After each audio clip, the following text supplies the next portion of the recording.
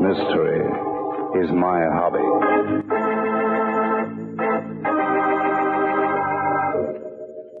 Ladies and gentlemen, Barton Drake speaking.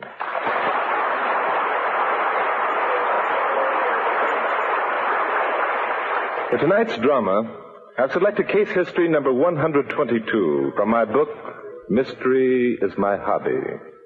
I call it Death Buys Flowers.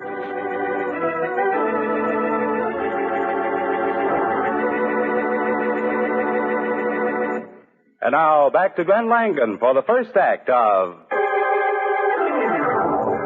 Mystery is my hobby.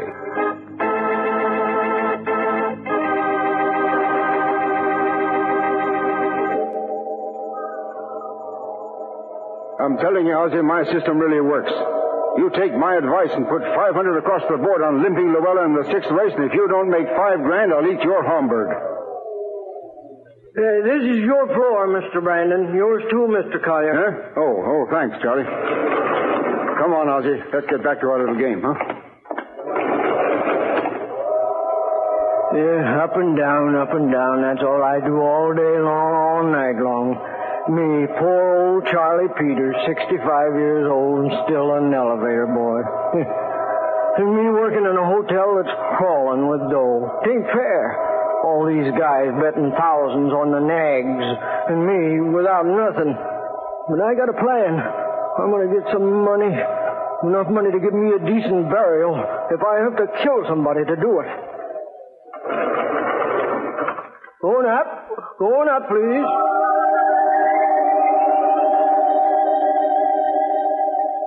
Barton Drake carefully raised the gun to his shoulder and sighted along the barrel.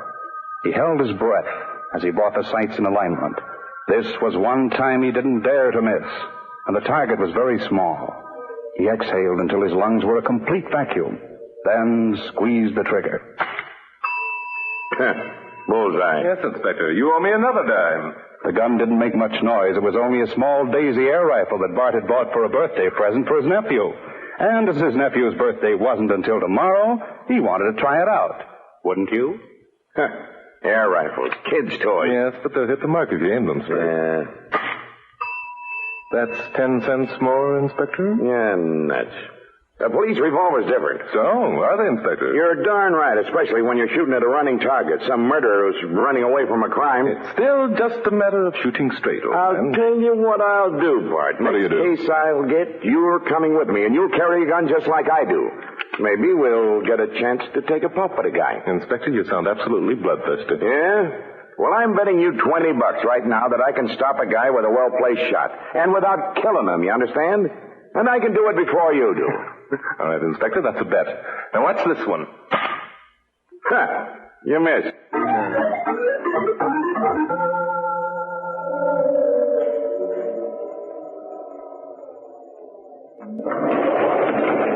Hey, Duke. Duke.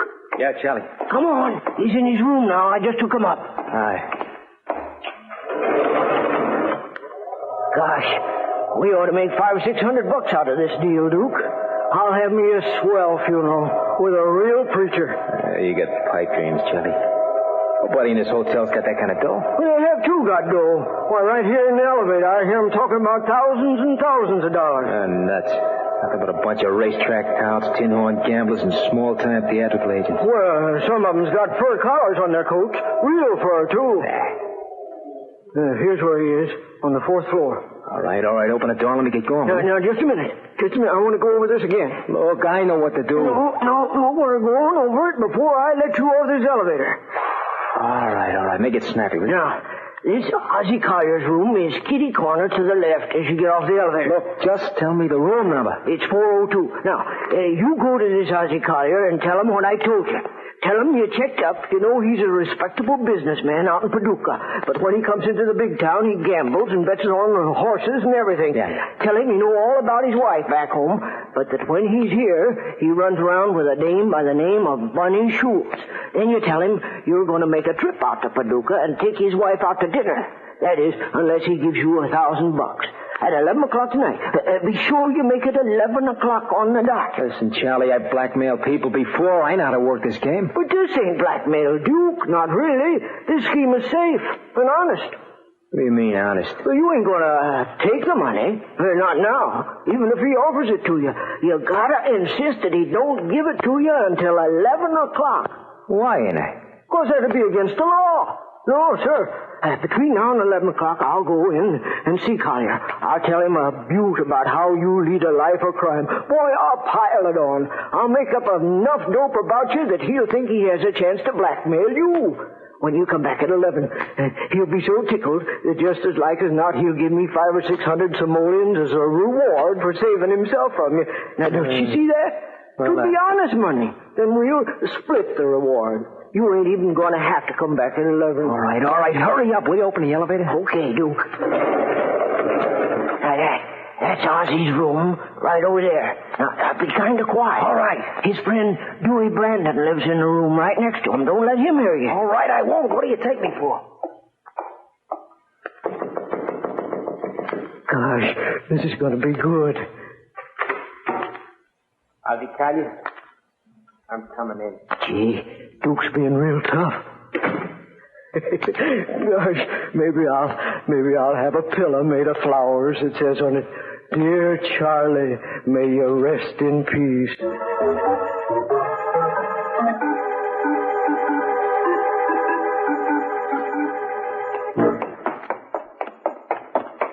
Come on, Charlie. Come on. Will you let's get out of here, quick. I've been waiting for you. Didn't have no other. All right, never mind. I'll get this old rattletrap down the main floor. Hurry, will you? All right. What's the rush? Oh, brother, you had the right dope. And if I got that guy, good. It worked, eh? I knew it would. I had him down on his knees, begging me that I wouldn't ruin his life. Says he wants more time. I told him to have the 5,000 ready at 11 o'clock or else I was off the Paducah. 5,000? But I said... I said 5,000. It'll pay off, Charlie. And look, don't you dare go near his room when I come back and collect, see? But, Duke, that ain't honest. You ain't supposed to collect. That's really blackmail. Look, Charlie, from now on I'm running this show. And I'm warning you. Don't you go near that room. If you do, I promise you tomorrow morning your body will be found floating in the East River. Nothing's going to stop me from collecting that $5,000. You understand that? Nothing. Now open the door and let me get out of here.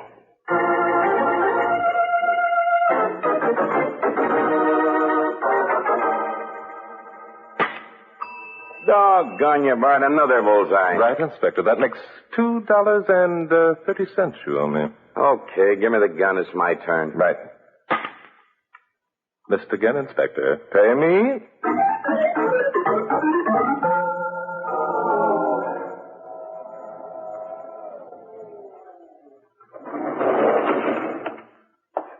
Ain't going to do it. Got 15 minutes before Duke comes back. I'm going in and tell Mr. Oliver the whole thing. I'm too old to start out on a career of crime. Darn that Duke anyway. Should have known he was no good.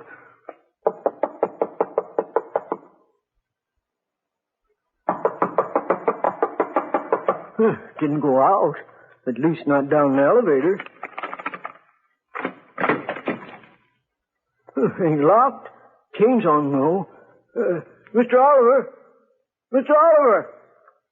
No, he ain't out. Chain wouldn't be on. Mr. Oliver! Maybe he's sick.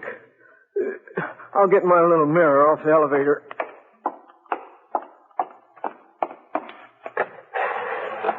Drat that Duke. Bet he gave the guy a heart attack. This mirror ought to work. Used it once before when old Mrs. Mulberry died in her sleep. I'll just stick it through the crack in the door and... Yep, he's there all right. Lying on the bed. Hey, holy breadcrumbs. He's bleeding. There's a knife sticking out of his back. Help! Murder! Police! Gotta get the police. I gotta get the police.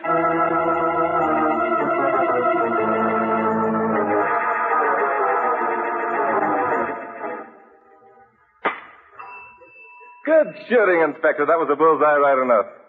Oh, you can knock off a dime. That makes only 510, Howie. Right you are. My turn again. Oh, there's a phone. I'll get it. Probably from me anyway. They know down at headquarters that I always come up to your place on Saturday night. Okay, I won't shoot until you're through. Wouldn't want you to think I was cheating. Yeah? Speaking. That's so. Sure, hold everything until I get there. I'll be right down. Okay, Bart. Put up that pop gun. You're coming with me. Yes, where to, Inspector? There's been a murder down at the Green Star Hotel. No kidding. Well, certainly a good place for one. Some guy tried to cover up a knife in another guy's back. Cover up a... Well, that's usually a pretty tight fit, isn't it? Don't be funny. I'm Come sorry. on. On the way, we'll stop at the station and pick you up a police special. Maybe this is the night that we'll get to do some real shooting. Let's see. That bet was for $20, wasn't it, Inspector? Yeah, and you might as well get out your checkbook right now. There's a new fishing pole I've been looking at lately. It's just $20, without the tax.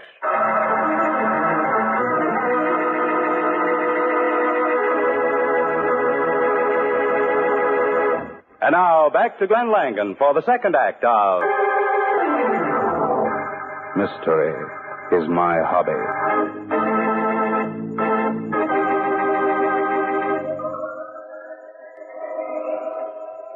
He's in his room, gentlemen, lying on the bed, and the bed all covered with blood. What room is he in, Mr. Charlie Peters is the name. Been running an elevator nigh on to 50 years, man and boy. Okay, what room's he in? 402. I'm taking you there now. I didn't have nothing to do with it, gentlemen. I haven't been off my elevator all evening. Yeah? Well, then how did you discover the body? Well, Never mind, never there. I'll get to that later. What's the name of the corpse?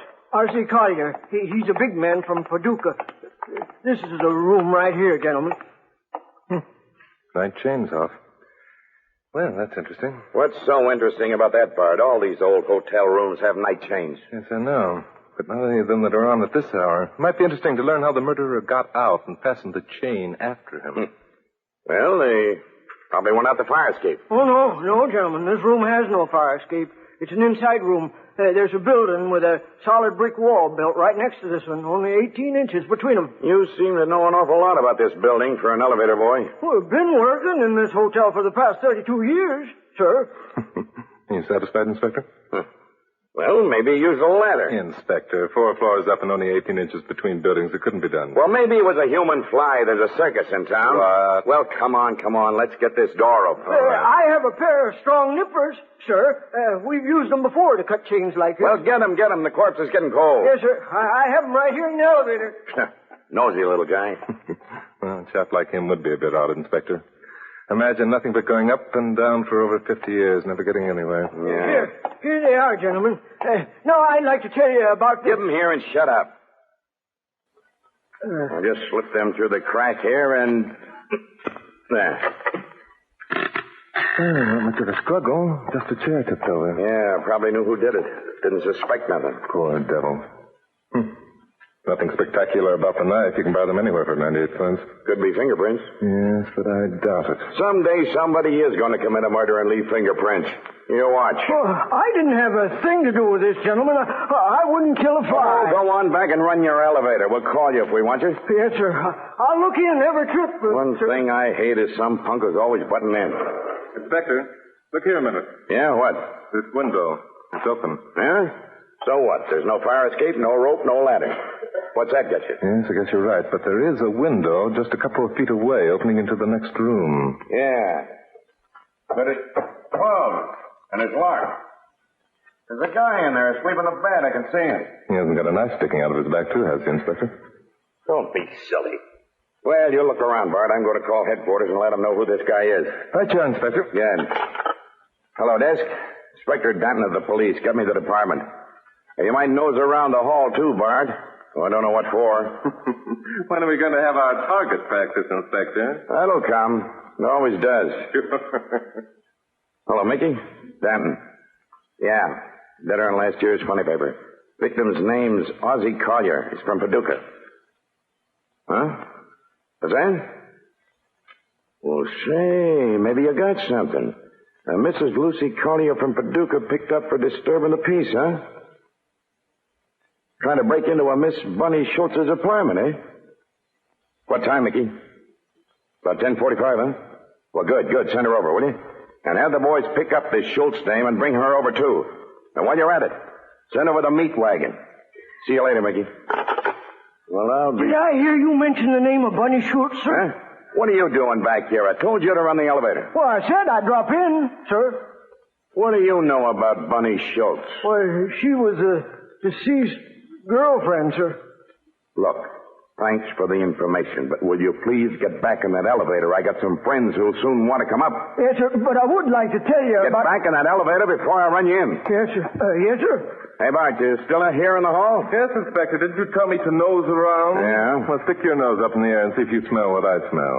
Huh? Go ahead, take a sniff. Hey, Bart. Chloroform. That's right, Inspector. And it's strongest here at the door of 404, the room right next to our non-speaking friend. Well, what are we waiting for? Let's go on in. There's a guy in there laying on the bed. Maybe he's dead, too. We can't go in. This door's on the night chain, too. Yeah, darn those guys. They never make it easy for the cops. Where's Charlie and his nippers? I sent him back to running his elevator. Inspector. Well, how was I to know there'd be another stiff? I'll go ring for the elevator. No, wait a minute, Inspector. I can make it quicker than that. How? I'll go in and out of the windows. But the window to this other guy's room is closed. Well, in a case like this, I believe it would be permissible to break it. You wait here for our friend Charlie in case I don't make it. Okay. You again? Inspector, I've been wanting to tell you... Well, go on. What is it this time? What's that? That's Bart. He just broke the window to 404. There's a man in there, chloroformed. Mr. Brandon? Is that his name? Yeah, Dewey Brandon. He was a dead man's best friend. They used to play cards together. What was it you wanted to tell me? Well, Oh, never mind. Here's Bart. Come in, Inspector. This room stinks. Might as well knock the rest of the glass out and let some air in.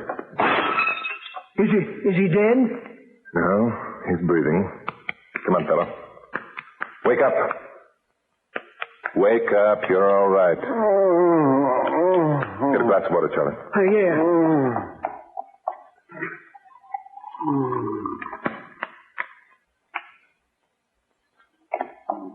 I'll bet the same guy did this as did any other one. I wouldn't be surprised, Inspector. Here's the water. Thank you, Charlie. Hey, what the... Who are you? What did you do that for? You didn't want to sleep all night, did you, my friend? Huh? Oh, yes, now I remember. Did you catch him? Did he hurt Ozzie? Hey, who are you? One thing at a time. We're the police. Oh. Now tell us about this man you want us to catch. Well, I don't know who he is. I heard a fight in Ozzie's room, and then Wait a minute. What time was this? Oh, about 10:30, I think. Go on. Well, Ozzie is a friend of mine. We play cards together. I see. At this moment, who owes who? Well, to tell the truth, Ozzie owes me about $6,000. You're going to have a hard time collecting it. Why? Ozzie's good for it. Not now, he isn't. He's dead. Oh, so that's what this is all about. Let's hear some more. Well, when I heard the commotion next door, I knocked on the wall and asked Ozzie if he needed some help, and then I heard a scream. I didn't know what to do. Why didn't you just open your door, go to his room, and help him? Well, I tried to, but Ozzie's night chain was on, and I couldn't get in. Okay, that checks. Well, then I came back into my room and was just about to phone downstairs for help when a man came climbing in my window. I see. Had your window been open? Well, I think so. It's been a warm evening. Well, I made a dive for him, and he hit me on the side of the head here. There ought to be a bruise, but it's sore enough. Yes, it's a bit red. I guess I was knocked out for a minute, because the next thing I knew, I was lying on my bed, and this man was holding a wet cloth to my nose. It smelled like chloroform. That's about all I remember. Can you describe this man? I sure can. He was dark and heavy set and had a kind of a gruff voice. That's Duke. Yeah? Who's Duke? Well, I've been trying to tell you. Duke's the guy who did the killing. He must come back early and done it. Come on, Charlie. Sing a little louder. I wanted to have a nice funeral. So Duke and me had a little scheme to get a few $100 from Mr. Collier in there. Only Duke wouldn't work it the way I wanted to. He said he was going to blackmail Mr. Collier for $5,000 on account of Mr. Collier was running around with a blonde while he still had a wife in Paducah. I told Duke he couldn't do it. Only I guess he did. He was supposed to come here at 11 o'clock to collect. I see. And where can we pick up this Duke guy? I don't know. He was supposed to meet me here at 11, but he never showed up. I'll get it. I'll get it. Hello, Denton speaking, police. Oh, fine. Hold him there. We'll be right down. Don't make him suspicious. Speaking of Dukes, that's him now. He's downstairs and wants to see you, Charlie. Can I go see him? Sure, only Bart and me will be right behind you. Come along, Brandon.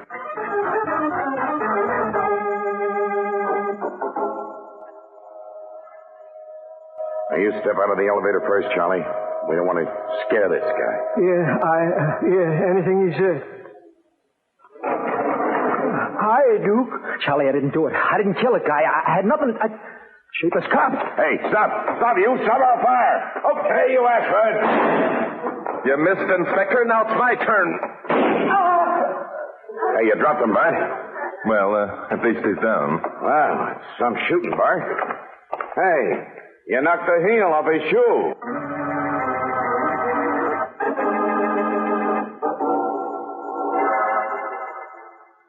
Is this the man, Brandon? Well, I Come on, is it? Yes, I can state that positively. That's the man. Wait a minute. You're lying. I never saw this mug before my whole life. I saw his face so plain when he came through the window. I couldn't be mistaken. Hey, Bart, here's the bottle of chloroform came in, laying here on the bed. Well, let me see it. Inspector, I'm surprised at it. Huh? Why? This is an empty liniment bottle. Well, it smells like chloroform. Of course it does. Most liniments contain a large quantity of chloroform. It's excellent for reducing pain and sore muscles and bruises. But... I'll get it. Inspector Dan speaking. Yeah. Is that so? Wait a minute. Hey, Bart, they got this Bunny Schultz and Collier's wife downstairs. Shall we have them set up? No, unless you want to have them take a look at the body. We don't need them, Inspector. The murderer of Ozzie Collier is right here in this room.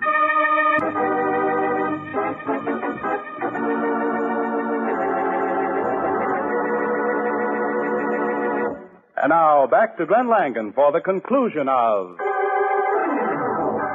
Mystery is my hobby.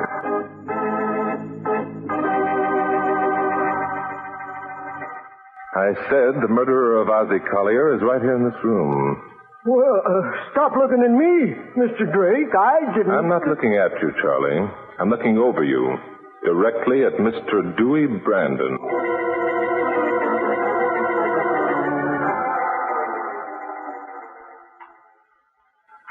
Have some more of Mike Pat's excellent Mandarin duck, Charlie? I don't mind if I do. Fine. Inspector?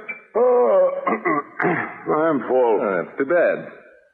There you have it, gentlemen. The motive was a large poker debt the Collier owed Brandon. He refused to pay, so Brandon killed him. No, if Duke had only been honest, I'd have had enough money for a nice funeral. But hey, Bart, how was it that Brandon was able to describe Duke so well? Duke says he'd never seen him. Easy, Inspector. When Brandon heard Duke knocking at Collier's door, he peeked out of his own to see who it was. Yeah, sure. Don't forget, Collier was killed in his own room. Brandon then put on the night chain on the door, and he figured it would confuse us. Then he climbed out of Collier's window into his own room and closed and locked his window. The mistake he made was by putting his own night chain on. The door was the only means of exit, so the murderer had to be still in that room.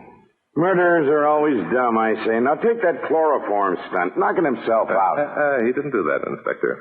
Brandon simply took that chloroform liniment that he'd been using on that bruise on his face and spilled it over the bed. The smell of chloroform was all he wanted. Then he didn't put himself to sleep? Of course not. If he had, where was a rag? Huh. Besides, you can't wake up a drugged man simply by throwing water in his face. That type of sleep has to be walked off. You know that. Well, that's it. Here, Bart. Here's the 20 I owe you. But what for, Inspector? For that nice piece of shooting you did. Knocking a man's heel off when he's running away from you. Yes. Thank you, Inspector. Well, now I want to tell you about Charlie, don't you think it's about time you were going, the elevator and all? Well, yes. I guess maybe I'd better. Good. I'll walk to the door with you. Come on. Yeah, sure. We'll be back in a minute, Inspector. Okay. Charlie. What? I'm going to see that you get that funeral. Flowers, preacher, everything. Well, thanks, Mr. Drake, but what do you want to do that for? Shh, keep still. for keeping quiet about my shooting. A little honest blackmail in reverse. You're shooting? Yes, you know as well as I do. I didn't shoot off Duke's heel. He ripped it off himself when he tripped over the step. Yeah. I was going to tell the inspector. Yes, I know you were. Well, I don't see why you don't tell him. Be cheaper than paying for my funeral. Because how I did it is a mystery to the good inspector, and you know, Charlie, mystery is my hobby.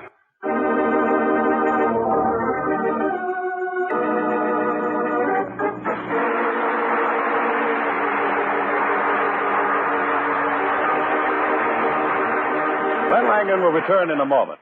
Mystery is My Hobby is written by Fred Howard and directed by Dave Titus. Tonight's episode was based on a story by Ray Wilson. And now, here's Glenn Langan with a word about next week's story.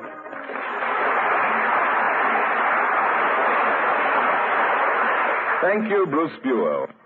Next week, plan to be with us when I bring you case history number 123. It's a story of a gamble with murder. I call it Death Draws Deuces.